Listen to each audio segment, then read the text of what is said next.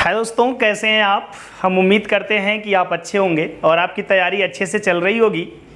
आज हम फिर उपस्थित हैं एक और नई क्लास के साथ। और आज की हमारी क्लास जो है जैसा कि सामने लिखा हुआ है एज बेस्ड प्रॉब्लम, आयु संबंधी क्वेश्चनों से होगी। बहुत सारे बच्चों की क्वेरी आई थी कि सर इस पे एक वीडियो बना दीजिए, तो मैंने सोचा कि आज क्यों ना इस प्रॉब्लम का भी सलूशन दे दिया जाए।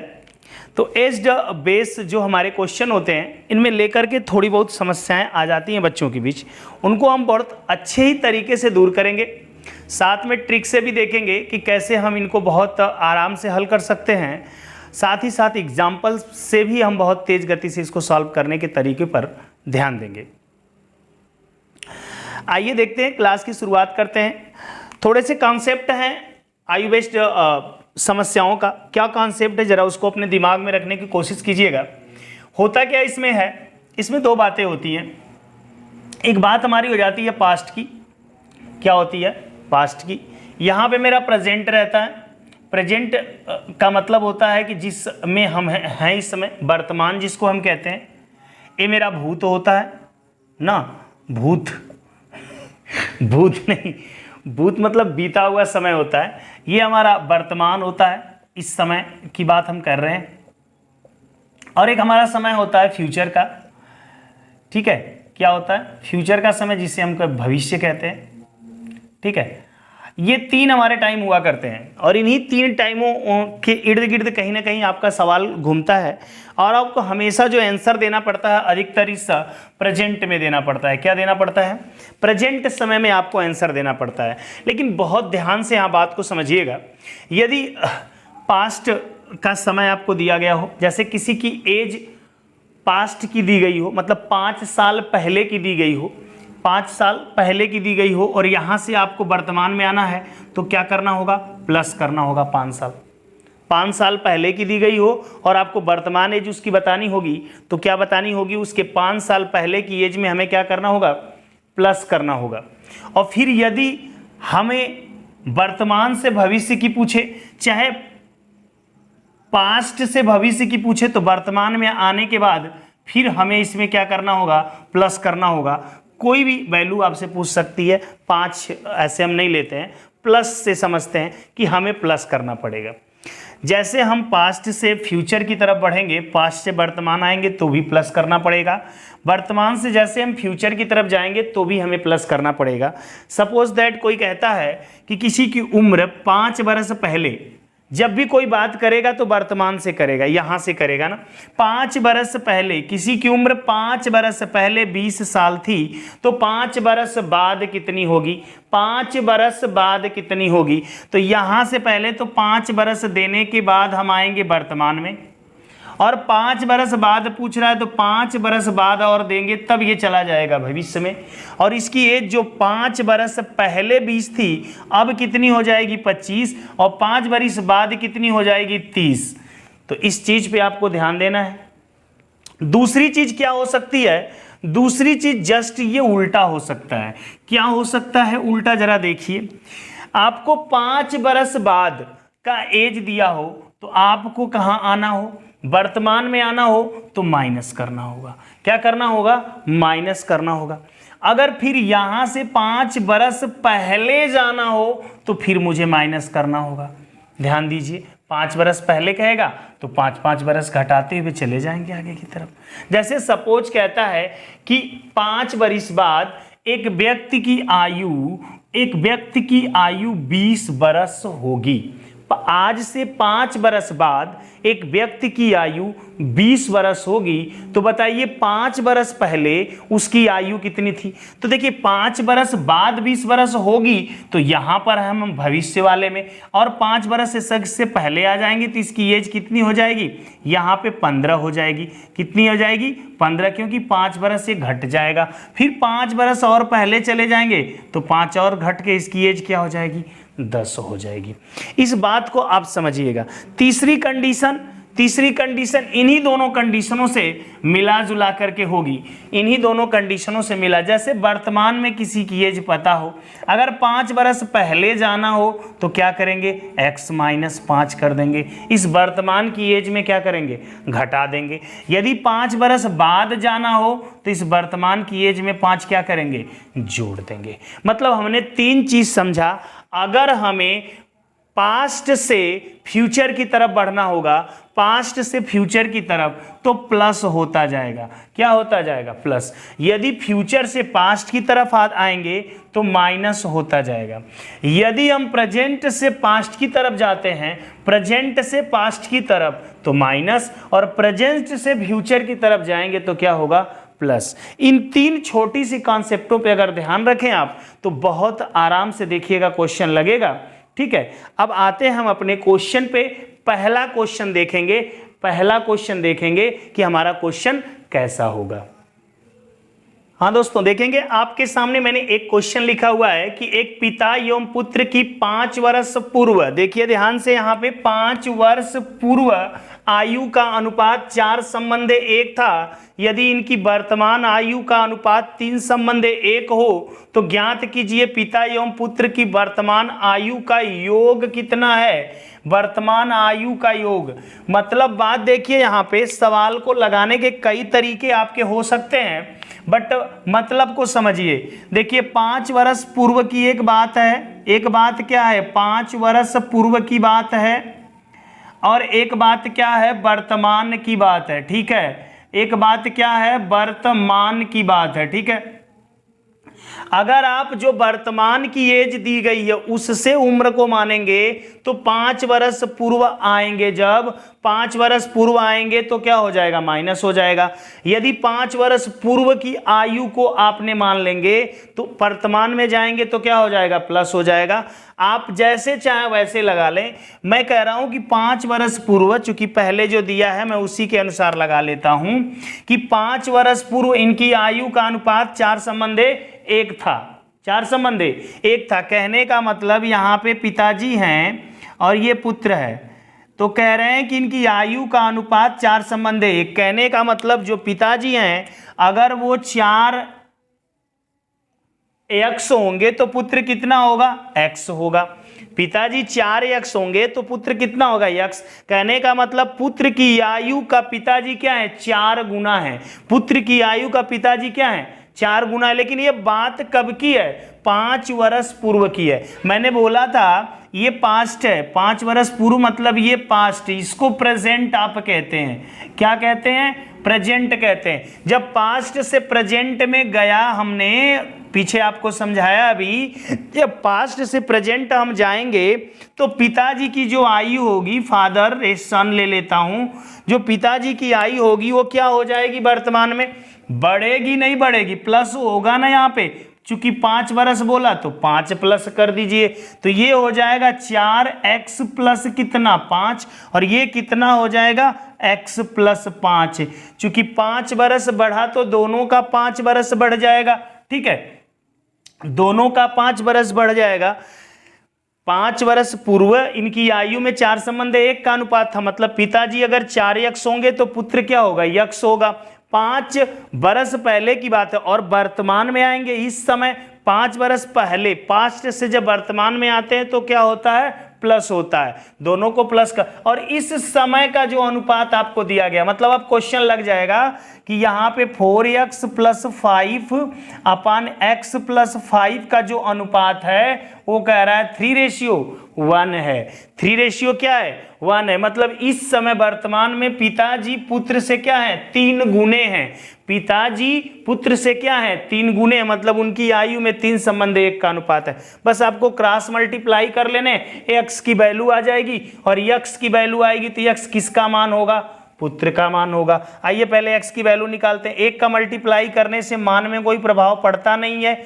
यहाँ पे 3 का मल्टीप्लाई करेंगे, 3x प्लस 3 5 जा 15 होगा। 3x को लाएंगे 4x में से माइनस करेंगे, 3x minus 4x minus 3x is equal to, यहाँ पे 15 में से 5 को माइनस कर लेंगे, यहाँ पे x इज इक्वल टू आपका 10 आ जाएगा। कितना आ जाएगा, 10। आप क्या देख पाए, आप क्या देख पाए कि x की वैल्यू क्या आ गई, 10 आ गई। प्रश्न में जाएंगे, वर्तमान आयु का योग पूछा है। क्या पूछा है? वर्तमान आयु का योग। ध्यान दीजिएगा, यफ प्लस यस का मान पूछ रहा है, वो भी कब? वर्तमान में। जरा इनको जोड़ने की कोशिश करेंगे, 4x प्लस 5 और यहाँ पे x प्लस 5, देख रहे हैं ना, यही तो आपसे पूछ रहा है कि दोनों का जोड़ बता दो। अगर अलग अलग पूछता, देखिए ध्यान से, यहाँ पे अगर अलग अलग पूछता तो क्या करते हैं, यहाँ पे देखिए मैं आंसर निकाल रहा हूँ, 10 रख दूंगा, 10 चौक को 40, 5 45 हो जाता, यहाँ पे 10 5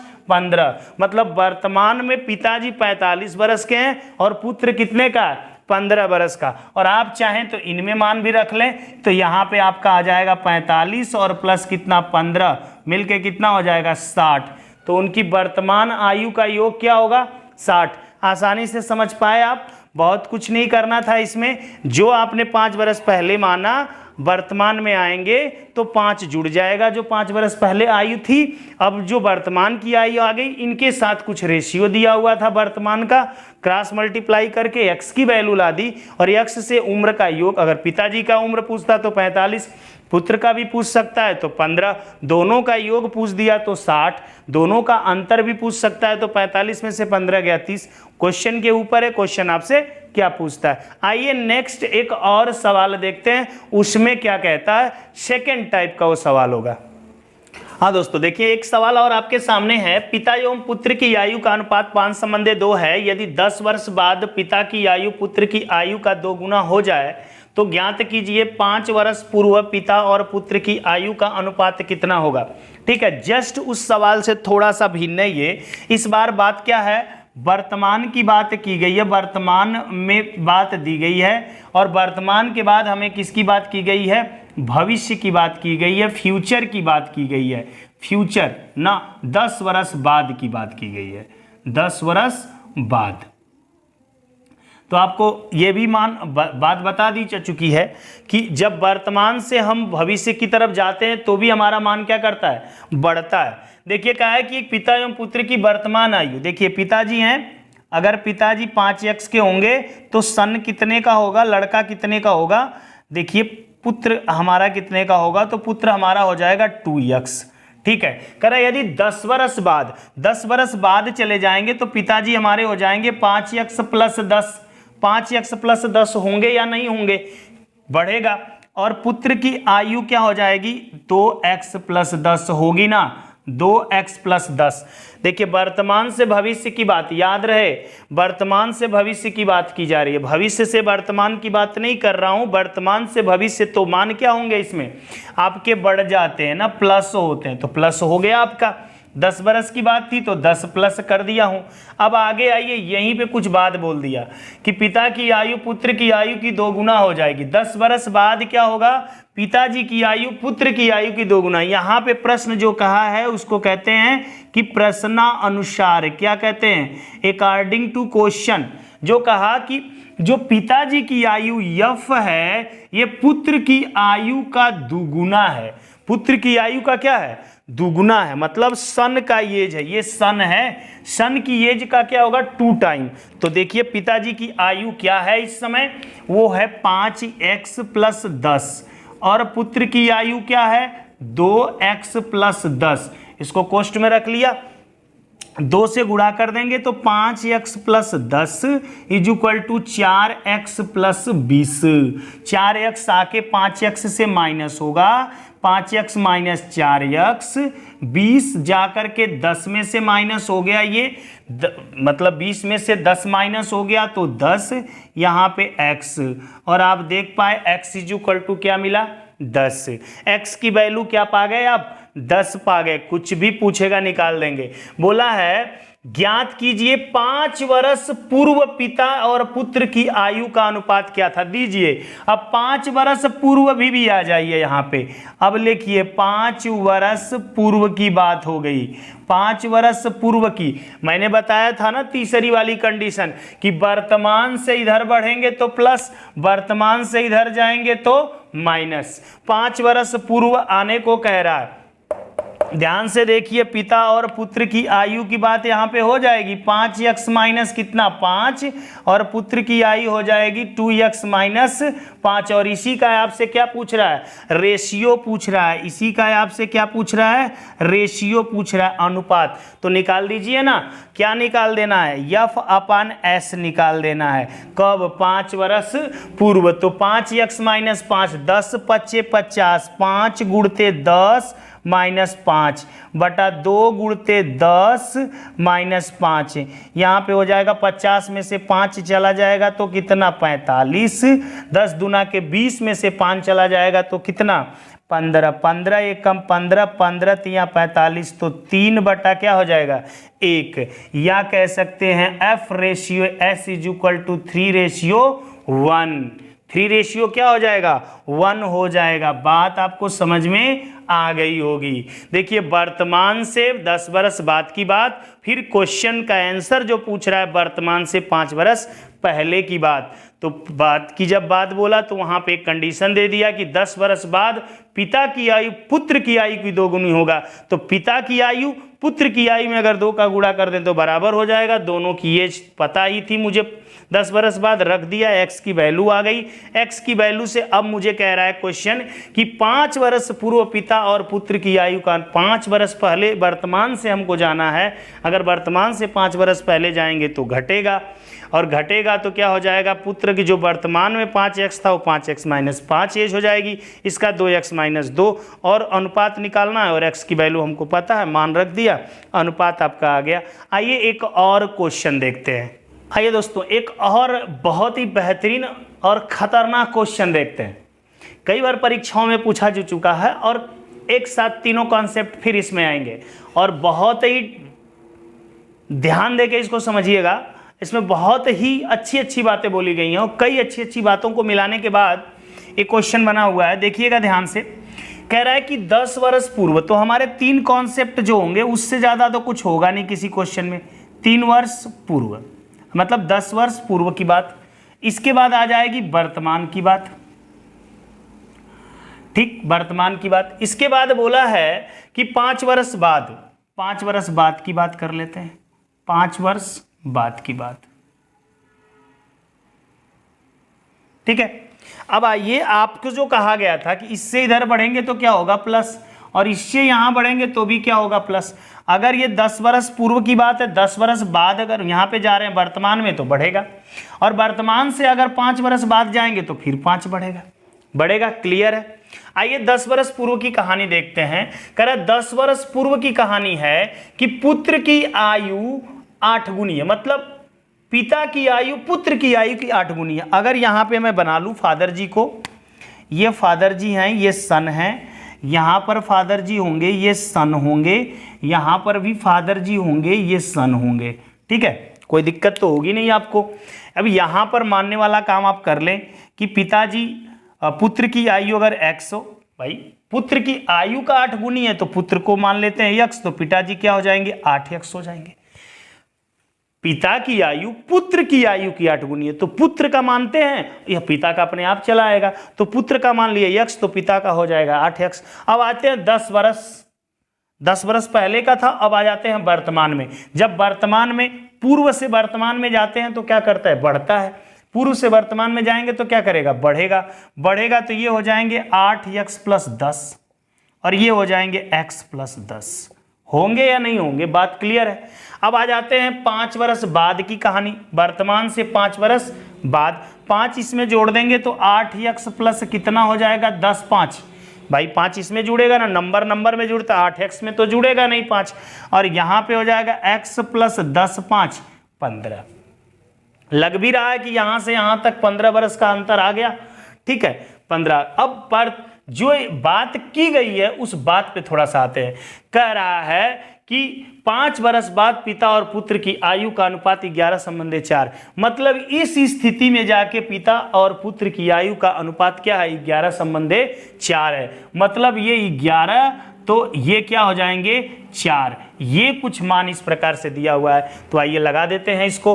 8x प्लस 15 बटे कितना x प्लस 15 बराबर 11 बटे कितना 4, 4 बटे 32 और 15 चौको 60, 11x प्लस 11 पचे 55, 11 एकम 11 5 16, 11 एकम 11 5 16, 11 को इधर ले जाते हैं x की बिरादरी की तरफ और नंबर को नंबर की तरफ ले जाते हैं। 11 को ले जाएंगे तो 32x minus 11x is equal to 165 में से क्या निकाल दें 60 निकाल दें, ये घटा लेंगे तो यहाँ पे हमारा आ जा रहा है कितना 21x और यहाँ पे अगर घटा लें तो 105 और काट दें तो यहाँ पे आ गया 21 बच्चे 105, x बराबर क्या निकल के आया 5, x बराबर क्या निकल के आया 5।